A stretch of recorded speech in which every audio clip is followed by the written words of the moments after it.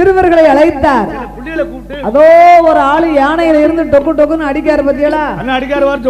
அவருக்கு ஒரு கிறுக்கு, ஒரு லூசு, ஒரு கோட்டிக்காரன் உன் கையில வச்சிருக்கத அப்படியே எரிஞ்சு பத்து விடுறாரு. சின்ன பிள்ளைகளுக்கு சொல்லிட்டா போதுமே. கல்லும் கட்டியும் கொண்டு எரிய ஆரம்பித்தார்கள்.